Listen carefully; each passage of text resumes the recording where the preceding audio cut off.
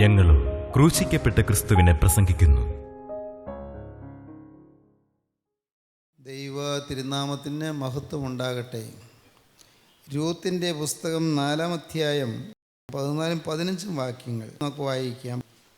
എന്നാൽ ഈ സ്ത്രീകൾ നവമിയോട്, ഇന്ന് നിനക്ക് ഒരു വീണ്ടെടുപ്പുകാരനെ നൽകിയിരിക്കൊണ്ട് യഹോവ വാഴ്ത്തപ്പെട്ടവൻ. അവൻ്റെ പേർ ഇസ്രായേലിൽ വിശ്രുതമായിരിക്കട്ടെ. അവൻ നിനക്ക് ആശ്വാസപ്രദനും നിൻ്റെ വാർദ്ധക്യത്തിൽ പോഷകനുമായിരിക്കും. വളരെ ആശ്വാസപ്രദമായൊരു വാക്യമാണ് നമ്മൾ വായിച്ചത്. സമാധാനത്തിൻ്റെ വാക്യമാണിത്, സന്തോഷത്തിൻ്റെ ഒരു വാക്യമാണിത്, അനുഗ്രഹത്തിൻ്റെ ഒരു ആശീർവാദ വാക്യമാണിത്. ഇന്ന് നിനക്ക് ഒരു വീണ്ടെടുപ്പുകാരന് നൽകിയിരിക്കൊണ്ട് യഹോവ വാഴ്ത്തപ്പെട്ടവൻ. അവൻ്റെ പേര് ഇസ്രായേലിൽ വിശ്രുതമായിരിക്കട്ടെ. അവൻ നിനക്ക് ആശ്വാസപ്രദനും നിൻ്റെ വാർദ്ധക്യത്തിൽ പോഷകനുമായിരിക്കും. രൂത്തിൻ്റെ പുസ്തകത്തിൽ 4 അധ്യായം മാത്രമേ ഉള്ളൂ എന്ന് നമുക്കറിയാമല്ലോ. 4 അധ്യായം മാത്രമുള്ള ഈ പുസ്തകത്തിൽ ഓരോ അധ്യായത്തിന് വേണമെങ്കിൽ ഓരോ ഹെഡിങ് കൊടുക്കാം. ഒന്ന്, രൂത്ത് ഡിസൈഡിങ്, രൂത്തിൻ്റെ തീരുമാനം. 1-ാം അധ്യായം മുഴുവൻ ഏറ്റവും ശക്തമായി നിൽക്കുന്നത് രൂത്തിൻ്റെ തീരുമാനമാണ്. 2-ാമത്തെ അധ്യായത്തിൽ രൂത്ത് സേർവിങ്, രൂത്ത് ജോലി ചെയ്യുന്നു, വേല ചെയ്യുന്നു. രൂത്ത് ജോലി ചെയ്യുന്നു, രൂത്ത് സേർവിങ്. 3-ാമത്തെ അധ്യായത്തിൽ നാം കാണുന്നു രൂത്ത് റെസ്റ്റിംഗ്, രൂത്ത് വിശ്രമിക്കുന്നു, ബോവസിൻ്റെ കാൽക്കൽ വിശ്രമിക്കുന്നു. 4-ാമത്തെ അധ്യായത്തിൽ അതിൻ്റെ പ്രധാനപ്പെട്ട ആശയം നാം കാണുന്നത് രൂത്ത് റിവാർഡഡ്, രൂത്തിന് പ്രതിഫലം ലഭിക്കുന്നു. രൂത്ത് റിവാർഡഡ്, വാസ്തവത്തിൽ രൂത്തിന് മാത്രമല്ല പ്രതിഫലം ലഭിക്കുന്നത്. രൂത്തിന് കിട്ടുന്ന പ്രതിഫലം എന്ന് പറയുന്നത് വാസ്തവത്തിൽ നവമിക്ക് കിട്ടുന്ന പ്രതിഫലമാണ്, രൂത്തിൻ്റെ അമ്മാവി അമ്മയ്ക്ക് കിട്ടുന്ന പ്രതിഫലം. 1-ാമത്തെ കാര്യം നമുക്ക് ചിന്തിക്കാനുള്ളത്, ഈ വാക്യത്തിൽ നവമിക്ക് വലിയ ആശ്വാസം ലഭിക്കുന്നതായിട്ടാണ് കാണുന്നത്. നവമിയുടെ ജീവിതത്തിൽ വളരെ കരയുകയും ദുരിതം അനുഭവിക്കുകയും യാതന നേരിടുകയും ചെയ്ത ഒരു പഴയകാലം ഉണ്ടായിരുന്നു. ഭർത്താവ് മരിച്ചു, ആൺമക്കൾ 2 പേരും മരിച്ചു, 3 വിധവമാർ, രൂത്തും ഉറപ്പായും 2 മരുമക്കൾ, നവമി അമ്മായിയമ്മ. ദുരിതം പിടിച്ചൊരു ജീവിതം, യാതനയേറ്റൊരു ജീവിതം, കരഞ്ഞു തളർന്നൊരു ജീവിതം, കൈപ്പേറിയ ജീവിതം. എന്നാൽ ഈ ഒടുവിലത്തെ അധ്യായത്തിലേക്ക് വരുമ്പോൾ, 4-ാമത്തെ അധ്യായത്തിലേക്ക് വരുമ്പോൾ, നവമിയുടെ ജീവിതം സമാധാനവും സന്തോഷവും വിശ്രമമുള്ളതായിത്തീരുന്നു. തുടക്കത്തിൽ വലിയ യാതനയും വേദനയും ആണെങ്കിലും ഒടുവിലേക്ക് വരുമ്പോൾ സമാധാനം ലഭിക്കുകയാണ്. ഇവിടെ പുരസ്ത്രീകൾ, ബേത്ലഹേമിലെ സ്ത്രീകൾ നവമിയോട് പറയുന്നു, ഇന്ന് നിനക്ക് ഒരു വീണ്ടെടുപ്പുകാരന് നൽകിയിരിക്കൊണ്ട് യഹോവ വാഴ്ത്തപ്പെട്ടവൻ. ഒരു വീണ്ടെടുപ്പുകാരന് ലഭിച്ചു. സമാധാനം വേണമോ? വീണ്ടെടുപ്പുകാരനെ ലഭിക്കണം. സമാധാനം വേണമെങ്കിൽ വീണ്ടെടുപ്പുകാരൻ നമ്മുടെ ജീവിതത്തിലേക്ക് വരണം.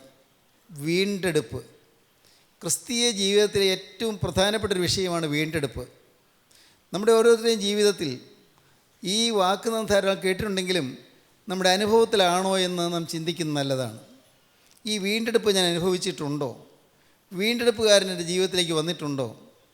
എൻ്റെ പ്രാണൻ്റെ വീണ്ടെടുപ്പ്, എൻ്റെ ആത്മാവിൻ്റെ വീണ്ടെടുപ്പ് ഒരിക്കലായിട്ട് സംഭവിച്ചിട്ടുണ്ടോ?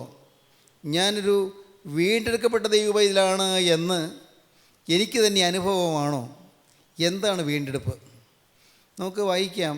49-ാം സങ്കീർത്തനം 7-8 വാക്യങ്ങൾ നമുക്ക് വായിക്കാം. സഹോദരൻ ശവക്കുഴി കാണാതെ എന്നേക്കും ജീവിച്ചിരിക്കേണ്ടതിന് അവനെ വീണ്ടെടുപ്പാനോ ദൈവത്തിന് വീണ്ടെടുപ്പിലോ കൊടുപ്പാനോ ആർക്കും കഴിയുകയില്ല. അവരുടെ പ്രാണൻ്റെ വീണ്ടെടുപ്പ് വിലയേറിയത്, അത് ഒരു നാളും സാധിക്കുകയില്ല. ദൈവത്തിന് സ്തോത്രം. ആ വാക്യം വായിച്ചാൽ മലയാള വേദപുസ്തകത്തിൽ അത് വളരെ വ്യക്തമാവുകയില്ല. ലിവിങ് ബൈബിളിൻ്റെ ഒരു പാരഫ്രൈസിൽ നമുക്ക് ഇങ്ങനെ വായിക്കാം. Yet not one of them though rich as kings can ransom his own brother from the penalty of sin. For God's forgiveness does not come that way. For a soul is far too precious to be ransomed by mere earth wealth. കുറെ കൂടി വ്യക്തമാണ്, ഞാൻ വിവരിച്ച് പറയാം. 6-ാം വാക്യത്തിൽ they trust in their wealth and boast about how rich they are. ചിലർ തങ്ങളുടെ സമ്പത്തിൽ ആശ്രയിക്കുന്നു. സമ്പത്തിൽ ആശ്രയിക്കുന്ന ആളുകളുണ്ട്, ധനസമൃദ്ധിയിൽ ആശ്രയിക്കുന്ന ആളുകളുണ്ട്. They trust in their wealth and boast about how rich they are. എത്ര സമ്പന്നനാണ് ഞാനെന്ന് സ്വയം അഹങ്കരിക്കുന്ന ആളുകളുണ്ട്. ഞാൻ വലിയ സമ്പന്നനാണ് എന്ന് അഭിമാനിക്കുന്ന ആളുകളുണ്ട്. They boast themselves about how rich they are. എത്ര ധനികനാണ് ഞാനെന്ന് അഭിമാനം കൊണ്ട് പൊങ്ങച്ചം പറയുന്നവരുണ്ട്. Yet not one of them though rich as kings. രാജാക്കന്മാരെ പോലെ ധനവാന്മാരാണെങ്കിൽ പോലും അവരിൽ ആർക്കും can ransom his own brother from the penalty of sin. തൻ്റെ സ്വന്തം സഹോദരനെ പാപത്തിൻ്റെ ശിക്ഷയിൽ നിന്ന് വിടുവിക്കാൻ സാധിക്കുകയില്ല. ഒന്നുകൂടി കേൾക്കൂ. Yet not one of them. എത്ര സമ്പന്നനാണെങ്കിലും എത്ര ധനികനാണെങ്കിലും, yet not one of them though rich as kings. രാജാക്കന്മാരെ പോലെ ധനസമൃദ്ധിയിൽ അങ്ങ് നിറവിൽ കഴിയുന്നവനാണെങ്കിൽ പോലും can ransom his own brother from the penalty of sin. സ്വന്തം സഹോദരനെ പാപത്തിൻ്റെ ശിക്ഷയിൽ നിന്ന് വിടുവിക്കുവാൻ, വീണ്ടെടുക്കുവാൻ സാധിക്കുകയില്ല. അതിനുള്ള പാപത്തിൻ്റെ ശിക്ഷയിൽ നിന്ന് വീണ്ടെടുക്കാനുള്ള മറുവില കൊടുക്കാൻ സാധിക്കുകയില്ല. ആർക്കും സാധിക്കുകയില്ല. പാപത്തിൻ്റെ ശിക്ഷയിൽ നിന്ന്, പാപത്തിൻ്റെ ഭീകരമായ ശിക്ഷാവിധിയിൽ നിന്ന് മോചനം കൊടുക്കുവാൻ, വീണ്ടെടുക്കുവാൻ ആർക്കും സാധിക്കുകയില്ല. For yet not one of them though rich as kings can ransom his own brother from the penalty of sin. For God's forgiveness does not come that way. ദൈവത്തിൻ്റെ സ്നേഹത്തിൻ്റെ പ്രകടനം, ഫർഗീവ്നെസ്, ക്ഷമ, ദൈവം പാപം ക്ഷമിച്ചു തരുന്നത് അത് ആ വഴിയിലല്ല. മനുഷ്യന് പണം കൊടുത്തോ, മനുഷ്യന് ഏതെങ്കിലും തരത്തിലുള്ളതായ ഭൗതിക സുഖങ്ങൾ കൊടുത്തോ, ഏതെങ്കിലും തരത്തിലുള്ളതായ ഭൗതിക ലാഭങ്ങൾ കൊടുത്തോ അവനെ വീണ്ടെടുക്കാൻ സാധിക്കുകയില്ല. ദൈവം മനുഷ്യന് പാപക്ഷമ നൽകി അവന് വീണ്ടെടുപ്പ് നൽകുന്നു. ദൈവം മനുഷ്യന് പാപമോചനം നൽകി അവന് വീണ്ടെടുപ്പ് നൽകുന്നു. പാപം മോചിച്ച് കിട്ടുക ഏറ്റവും വലിയ ഒരനുഗ്രഹമാണത്. അതുമാത്രമാണ് ഏറ്റവും വലിയ അനുഗ്രഹം. ഈ ലോകത്ത് സമ്പത്ത് വർദ്ധിപ്പിക്കാം, ഈ ലോകത്ത് ഉയർന്ന പദവികൾ നേടാം, ഈ ലോകത്ത് ഭൗതികമായ ഉയർച്ചകൾ പല കാര്യങ്ങളിൽ നമുക്ക് സമ്പാദിക്കാം. പക്ഷേ നമ്മുടെ ആത്മാവിൻ്റെ വീണ്ടെടുപ്പ്, പാപമോചനം തന്ന് പാപത്തിന് വേണ്ടി തക്കതായി ശിക്ഷ അനുഭവിച്ച് അതിനുള്ളതായി വീണ്ടെടുപ്പ് വില കൊടുത്ത് പാപത്തിൽ നിന്ന് മോചിപ്പിക്കുവാൻ ദൈവത്തിന് മാത്രമേ കഴിയുകയുള്ളൂ. അത് മനുഷ്യർക്കാർക്ക് സാധിക്കുകയില്ല. രാജാക്കന്മാരെ പോലെ ധനസമൃദ്ധിയുള്ളവരാണെങ്കിലും എത്ര സമ്പത്തുള്ളവരാണെങ്കിലും പാപത്തിൽ നിന്ന് വീണ്ടെടുക്കുവാൻ സാധിക്കുകയില്ല മനുഷ്യനെ. Yet not one of them though rich as kings can ransom his own brother from the penalty of sin. For God's forgiveness does not come that way. ആ വഴിയിലല്ല ദൈവം പാപക്ഷമ തരുന്നത്. For a soul is far too precious to be ransom by mere earthly wealth. A soul is far too precious. വളരെ വിലയേറിയതാണ് പ്രാണൻ്റെ വീണ്ടെടുപ്പ്. നമ്മുടെ ആത്മാവ് വീണ്ടെടുക്കുക എന്ന് പറയുന്നത്, ആത്മാവിനെ വീണ്ടെടുക്കുക എന്ന് പറയുന്നത് പാപത്തിൻ്റെ ഭയങ്കരമായ പിടിയിൽ നിന്ന്, പാപത്തിൻ്റെ ബന്ധനത്തിൽ നിന്ന് ഒരു മനുഷ്യനെ അഴിച്ചുവിടുക എന്നുള്ളത്, പാപത്തിൻ്റെ ഭീകരമായ അടിമത്തത്തിൽ കിടക്കുന്ന മനുഷ്യനെ വീണ്ടെടുക്കുക എന്നുള്ളത്, അത് ഒരു സോ പ്രഷ്യസ്, വളരെ വിലയേറിയതാണ്, വളരെ പ്രയാസമേറിയതുമാണ്. For a soul is far too precious to be ransom by mere earthly wealth. ഭൂമിയിലെ സ്വത്ത് കൊണ്ട് വീണ്ടെടുക്കാവുന്നതല്ല, ഭൂമിയിലെ ധനം കൊണ്ട് വീണ്ടെടുക്കാവുന്നതല്ല. എത്ര രൂപയുണ്ട് എന്നുള്ളത് കൊണ്ടോ, ഏതെല്ലാം ഭൗതികമായ പ്രതാപ ഐശ്വര്യങ്ങളിൽ പരിലസിക്കുന്നു എന്നുള്ളത് കൊണ്ടോ ഒരു മനുഷ്യനെ വീണ്ടെടുപ്പ് കിട്ടുകയില്ല. For a soul is far too precious to be ransomed by mere earthly wealth. ദൈവത്തിന് സ്തോത്രം. പ്രാണൻ്റെ വീണ്ടെടുപ്പ് വിലയേറിയതാണ്. നമ്മുടെ വീണ്ടെടുപ്പ് എങ്ങനെയാണ് സാധിച്ചത് കർത്താവ്?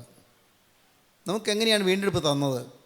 നമുക്ക് പാപക്ഷമ കിട്ടിയത് എങ്ങനെയാണ്? പത്രോസിൻ്റെ ഒന്നാമത്തെ ലേഖനം 1-ാം അധ്യായം 18-ാം വാക്യം വായിക്കുമ്പോൾ വ്യക്തമായിട്ട് എഴുതിയിട്ടുണ്ട് എന്താണ് വീണ്ടെടുപ്പ് എന്ന്. വ്യർത്ഥവും പിതൃപാരമ്പര്യവുമായുള്ള നിങ്ങളുടെ നടപ്പിൽ നിന്ന് നിങ്ങളെ വീണ്ടെടുത്തിരിക്കുന്നത് പൊന്ന്, വെള്ളി മുതലായ അഴിഞ്ഞു പോകുന്ന വസ്തുക്കളെ കൊണ്ടല്ല, ക്രിസ്തു എന്ന നിർദോഷവും നിഷ്കളങ്കവുമായ കുഞ്ഞാടിൻ്റെ വിലയേറിയ രക്തം കൊണ്ടത്രയെന്ന് നിങ്ങൾ അറിയുന്നുവല്ലോ. ദൈവത്തിന് സ്തോത്രം. വ്യർത്ഥവും പിതൃപാരമ്പര്യവുമായുള്ള നടപ്പിലായിരുന്നു നാം ഓരോരുത്തരും. വ്യർത്ഥവും പിതൃപാരമ്പര്യവും, ചില പാരമ്പര്യങ്ങൾ, ചില സമ്പ്രദായങ്ങൾ, ചില പരിചയങ്ങൾ, ചില ആചാരങ്ങൾ, ചില അനുഷ്ഠാനങ്ങൾ, ചില കർമ്മപരിപാടികൾ, ചില വിശ്വാസ ആചാരങ്ങൾ, ഇതിനെല്ലാം അടിമപ്പെട്ട് കിടന്നവരായിരുന്നു നാം. അങ്ങനെയുള്ളതായ പലതരത്തിലുള്ളതായ ബന്ധനങ്ങളിൽ നമ്മെ വിടർത്തിയെടുത്തത് വ്യർത്ഥവും പിതൃപാരമ്പര്യവുമായുള്ള നിങ്ങളുടെ നടപ്പിൽ നിന്ന് നിങ്ങളെ വീണ്ടെടുത്തിരിക്കുന്നത് പൊന്ന്, വെള്ളി മുതലായ അഴിഞ്ഞു പോകുന്ന വസ്തുക്കളെ കൊണ്ടല്ല, ഈ ഭൂമിയിലുള്ള ഭൗതികമായ ഏതെങ്കിലും സമ്പത്ത് കൊണ്ടല്ല, പൊന്ന്, വെള്ളി മുതലായ നശിച്ചു പോകുന്ന വസ്തുക്കളെ കൊണ്ടല്ല. വ്യർത്ഥവും പിതൃപാരമ്പര്യവുമായുള്ള നിങ്ങളുടെ നടപ്പിൽ നിന്ന് നിങ്ങളെ വീണ്ടെടുത്തിരിക്കുന്നത് പൊന്ന്, വെള്ളി മുതലായി അഴിഞ്ഞു പോകുന്ന വസ്തുക്കളെ കൊണ്ടല്ല, ക്രിസ്തു എന്ന നിർദോഷവും നിഷ്കളങ്കവുമായ കുഞ്ഞാടിൻ്റെ വിലയേറിയ രക്തം കൊണ്ടത്രയാകുന്നു. കുഞ്ഞാടിൻ്റെ വിലയേറിയ രക്തം. യേശുക്രിസ്തുവിനെ നമുക്ക്, യേശുക്രിസ്തു തനിയെ, യേശുക്രിസ്തു മാത്രം നമുക്ക് മറുവിലയായി തന്നെ കൊടുത്തു.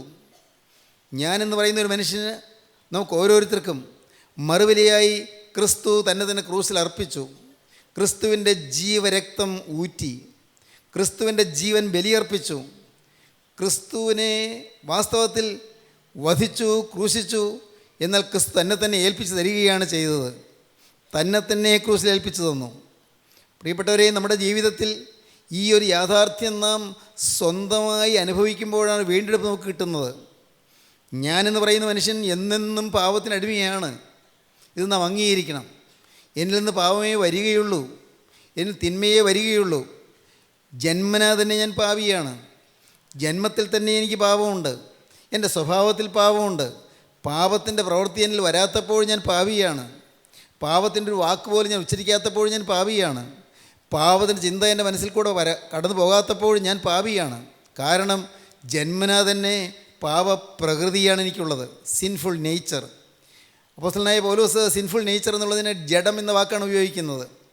പൗലോസ് ശ്ലീഹായുടെ ലേഖനങ്ങളിൽ, പ്രത്യേകിച്ചും റോമർ ലേഖനത്തിൽ ജഡം എന്ന് കാണും. ജഡം 8-ാം അധ്യായത്തിൽ അതിൽ കാണും ജഡം. ഗലാത്യ ലേഖനത്തിൽ ജഡമെന്ന് കാണും. ജഡത്തിൻ്റെ പ്രവൃത്തികളോ ജഡം, ഓൾഡ് നേച്ചർ, മനുഷ്യൻ്റെ പഴയ സ്വഭാവം, പഴയ പ്രകൃതി, അത് പാപമയമാണ്.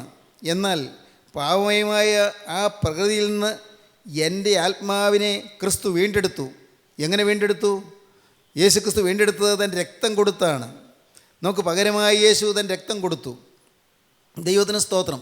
വലിയ വില കൊടുത്തു. വെറും ധനമല്ല കൊടുത്തത്, ഭൗതികമായ സമ്പത്തല്ല കൊടുത്തത്, തന്നെ കൊടുത്തു. പ്രിയപ്പെട്ടവരെ, ഞാനൊരു ലളിതമായൊരു കഥ വായിച്ചു ഓർക്കുന്നു. വളരെ ലളിതമായ കഥയാണ്. ഒരു കൊച്ചുകുട്ടി, അവൻ നല്ല കരകൗശല വിദഗ്ധനാണ്. അവൻ്റെ കയ്യിൽ ചെറിയ കൊച്ചു ഉളിയുണ്ട്, ഉളി. അതുകൊണ്ട് അവൻ പല കൊത്തുപണികൾ ചെയ്യും. മിടുക്കനാണ്. അവൻ ഒരു നല്ല വള്ളം ഉണ്ടാക്കി. വള്ളം അത് കൊത്തുപണിയുടെ അവൻ്റെ വൈദഗ്ധ്യം കൊണ്ട് വളരെ മനോഹരമായൊരു ശില്പസൗഭഗമായി, സുന്ദരമായൊരു ശില്പമായി അവൻ നല്ലൊരു വള്ളം ഉണ്ടാക്കി.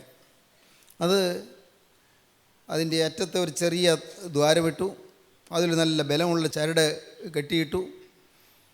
അവനതുമായിട്ട് അവൻ്റെ കൂട്ടുകാരോട് ഒരുമിച്ച് അവൻ ഒരു നല്ല തോടിൻ്റെ അരികത്തേക്ക് ഇറങ്ങി. തോടെന്ന് പറയുന്നത് ചെറിയ ഒരാറെന്ന് വേണമെങ്കിൽ പറയാം, നദി. അവൻ്റെ വീടിൻ്റെ അടുത്തുള്ള അരികിലേക്ക് ചെന്നു. ഈ വള്ളം ആ നദിയിലേക്ക് വെച്ചു, ഒരു കളിവള്ളം നദിയിലേക്ക് പയ്യെ അങ്ങ് വെച്ചു. നദി ഒഴുകുന്നതനുസരിച്ച് ഈ വെള്ളം ഇങ്ങനെ ഒഴുകി പോയിക്കൊണ്ടിരുന്നു. പക്ഷേ അവൻ്റെ കയ്യിൽ ആ ചരടുണ്ടല്ലോ, ആ ചരട് അവൻ്റെ കയ്യിലുള്ളതുകൊണ്ട് അവൻ അതിൽ മുറുകെ പിടിച്ചുകൊണ്ടിരുന്നു. അവൻ്റെ കൂട്ടുകാർക്ക് നല്ല രസം, നല്ല മനോഹരമായൊരു വള്ളം. പിള്ളേരിലെ അവരെ കളിക്കൂട്ടുകാരെല്ലാവരും കൂടി ആർത്ത് വിളിച്ച് രസിച്ച് ആ പുഴയോരത്തൂടെ ഇങ്ങനെ നടക്കുകയാണ്. ആ വലിയ തോടിൻ്റെ വക്കിലൂടെ അവർ നടന്ന് താഴോട്ട് ഇങ്ങനെ പോകുന്നു, വള്ളം പോകുന്നു, അവരൊപ്പം കരയിൽ കൂടി അവർ നടക്കുന്നു. ചില ഭാഗത്ത് ചെല്ലുമ്പോൾ ചില ചുഴികൾ കാണും. ചുഴികൾ ചെല്ലുമ്പോൾ വള്ളം വട്ടം കറങ്ങും. പക്ഷേ കയ്യിൽ ചരടുള്ളതുകൊണ്ട് വള്ളം വിട്ടുപോവില്ല. ആ ഒരു പിടിയുണ്ടല്ലോ, വിട്ടുപോവില്ല. കുറെ അങ്ങോട്ട് ചെന്നപ്പോൾ ഒരു വലിയൊരു ചുഴി, വെള്ളം ഇങ്ങനെ വട്ടം ചുറ്റി ചുഴി ഒരു വലിയ ചുഴി. അവിടെ ഈ വള്ളം അതിൽ ചെന്ന് ആ ചുഴിയിൽ വട്ടം കറങ്ങി. അവൻ നല്ലപോലെ പിടിച്ചു പിടിവിട്ടു പോകാതിരിക്കാൻ. പക്ഷേ നിർഭാഗ്യവശാൽ ചരട് പൊട്ടിപ്പോയി. വള്ളം പിടിവിട്ടങ്ങ് ഒഴുകാൻ തുടങ്ങി. വളരെ വേഗത്തിൽ വള്ളം ഇങ്ങനെ ഒഴുകി പോവുകയാണ്. കരയിൽ നിന്നുകൊണ്ട് ഇവൻ വളരെ സങ്കടത്തോടെ ഉറക്കെ നിലവിളിച്ചു. മറ്റു പിള്ളേരെല്ലാം ആർത്തലച്ച് നിലവിളിച്ചു. കാരണം കൈവിട്ടുപോയി. കരയാവുന്നല്ലാതെ ഒരു രക്ഷയില്ലല്ലോ. വെള്ളത്തിലേക്ക് എടുത്ത് ചാടിയാൽ വലിയ വെള്ളപ്പൊക്കത്തിൻ്റെ കാലമാണ്. തീർച്ചയായും വെള്ളത്തിൽ മുങ്ങിപ്പോകും. എല്ലാവരും മരിച്ചു പോകും. അവർ കരയിലൂടെ ഓടി, താഴോട്ട് കരയിലൂടെ ആ നദിയുടെ ഗതിക്കൊത്തതുപോലെ കരയിലൂടെ ഓടി. ദൂരെ വെള്ളം അങ്ങ് പോവുകയാണ്, കാണാം. കുറെ കഴിഞ്ഞപ്പോൾ അവരുടെ ദൃഷ്ടിയുടെ അപ്പുറത്തേക്ക് ആ വള്ളം മറഞ്ഞു. വലിയ സങ്കടത്തോടെ കരഞ്ഞുകൊണ്ട് കുറേ നേരം അവിടെ നിന്നു. അവർ വീട്ടിലേക്ക് പോന്നു. പിള്ളേർ പിരിഞ്ഞു പോയി. ഇവന് കരച്ചിലടക്കാൻ പറ്റുന്നില്ല. അവൻ്റെ അമ്മ പറഞ്ഞു, മോനെ പോയില്ലേ, പറഞ്ഞിട്ട് കാര്യമില്ലല്ലോ, നഷ്ടപ്പെട്ടു പോയില്ലേ, നീ കരയാതിരിക്കുക. പോയി കരഞ്ഞാൽ കിട്ടുമോ? അതങ്ങ് നദിയിൽ കൂടി അങ്ങ് ഒഴുകി പോയി കാണും. നീ എന്ത് കരഞ്ഞിട്ടെന്താ പ്രയോജനം? കുറേ നാളുകൾ കഴിഞ്ഞു. ഒരു ദിവസം അവൻ്റെ അപ്പൻ സിറ്റിയിൽ എന്തോ സാധനം വാങ്ങാനായിട്ട് പോയതാണ്. അപ്പോൾ ഇവനും പറഞ്ഞു, ഞാനും പോരുന്നുണ്ട്, എനിക്കും സിറ്റിയൊക്കെ ഒന്ന് കാണണം. കൊച്ചല്ലേ, കുട്ടിയല്ലേ, അവൻ്റെ ആഗ്രഹം അപ്പൻ സമ്മതിച്ചു. അവനെയും കൂട്ടുപോയി. ഒരു വലിയ കടയിൽ കയറി. അവിടെ പലതരം സാധനങ്ങളൊക്കെ വിൽക്കാൻ വെച്ചിട്ടുണ്ട്. ഒരു ഭാഗത്ത് ചെന്നപ്പോൾ അവൻ ഓടി വന്ന് അപ്പൻ്റെ കയ്യിൽ പിടിച്ചു. അപ്പോൾ അത് അങ്ങോട്ട് നോക്കുക. അത് അപ്പൻ മനസ്സിലായോ? അത് എന്താ മോനെ? അത് ഞാൻ ഉണ്ടാക്കിയ വള്ളമാണ്. നീ ഉണ്ടാക്കിയതിൻ്റെ തെളിവെന്നെ? അപ്പോൾ അതിലെൻ്റെ പേര് ഞാൻ കൊത്തിയിട്ടുണ്ടായിരുന്നു. എൻ്റെ പേര് കൊത്തിയിട്ടുണ്ടായിരുന്നു. അപ്പനതൊന്ന് എടുത്ത് നോക്കൂ. ഷോക്കേസിൽ നിന്ന് അപ്പനത് എടുത്ത് നോക്കി. ശരിയാ, ഇവൻ്റെ പേര് അതിൽ കൊത്തിയിട്ടുണ്ട്. അവൻ്റെ പേര് കൊത്തിയിട്ടുണ്ട്. അവൻ ഉണ്ടാക്കിയ വെള്ളം തന്നെയാണ്. പക്ഷേ എന്ത് പ്രയോജനം? അപ്പൻ പറഞ്ഞു, മോനെ ശരിയാണ്, നിൻ്റെ പേര് കൊത്തിയിട്ടുണ്ട്. പക്ഷേ അന്യൻ്റെ കയ്യിലായി പോയില്ലേ, അന്യൻ്റെ വകയായി പോയില്ലേ. ഇപ്പോൾ നിൻ്റെ വകയല്ലല്ലോ, കൈവിട്ട് പോയല്ലോ. ഇനി പറഞ്ഞിട്ട് എന്താ പ്രയോജനം? അവൻ പറഞ്ഞു, അപ്പാ എനിക്കത് വേണം, അത് ഞാൻ ഉണ്ടാക്കിയതാണ്, എനിക്കത് വേണം. അപ്പനത് എനിക്ക് എങ്ങനെയും സമ്പാദിച്ചു തരണം. അപ്പം വില ചോദിച്ചു. കടയുടെ ഉടമസ്ഥൻ വലിയ വിലയാണ് പറഞ്ഞത്, വൻ വില പറഞ്ഞു. ആ വില അപ്പൻ കൊടുത്തു. ഈ മോന് ആ വള്ളം വില കൊടുത്ത് വാങ്ങിക്കൊടുത്തു. വള്ളം കിട്ടിയ പാടെ അവൻ ആ വള്ളം മാറോട് അടച്ചു പിടിച്ചു. ആ വള്ളത്തെ തെരുതെരെ ചുംബിച്ചു. അവൻ പറഞ്ഞു, എൻ്റെ കൈകൊണ്ട് ഞാൻ നിന്നെ ഉണ്ടാക്കി, പക്ഷേ നീ എൻ്റെ കൈ വിട്ടു പോയി. ഇപ്പോൾ ഞാൻ വലിയ വില കൊടുത്ത് നിന്നെ വാങ്ങിയിരിക്കുന്നു. ഇപ്പോൾ നീ എൻ്റെ സ്വന്തമാണ്. എൻ്റെ കൈകൊണ്ട് ഞാൻ നിന്നെ ഉണ്ടാക്കി, എന്നാൽ നീ എൻ്റെ പിടിവിട്ട് പോയിരുന്നു. ഇപ്പോൾ നിന്നെ എനിക്ക് തിരികെ കിട്ടി. വലിയ വില കൊടുത്ത് ഞാൻ നിന്നെ വാങ്ങിയിരിക്കുന്നു. ഇതൊരു ചെറിയ കഥയാണ്. ഈ കഥയുടെ ആശയം നിങ്ങൾക്ക് മനസ്സിലായി കാണും. കർത്താവായ യേശുക്രിസ്തു നമ്മെ വിലയ്ക്ക് വാങ്ങിയിരിക്കുന്നു. വീണ്ടെടുപ്പുകാരൻ നമ്മെ വിലയ്ക്ക് വാങ്ങിയിരിക്കുന്നു. വലിയ വില കൊടുത്ത് വാങ്ങിയിരിക്കുന്നു. നമ്മെ ഓരോരുത്തരെയും തൻ രക്തം കൊടുത്ത് വിലയ്ക്ക് വാങ്ങിയിരിക്കുന്നു. നാം കുറ്റവാളികളായി ശിക്ഷ അനുഭവിക്കേണ്ടവരാണ്. നാം പാപികളായതുകൊണ്ട് നരകത്തിലേക്ക് പോകേണ്ടവരാണ്. പാപത്തിൻ്റെ ശമ്പളമായ മരണം നാം അനുഭവിക്കേണ്ടവരാണ്. നമ്മുടെ ജീവിതം നിത്യശിക്ഷാവിധിയിലേക്ക് പോകേണ്ടതാണ്.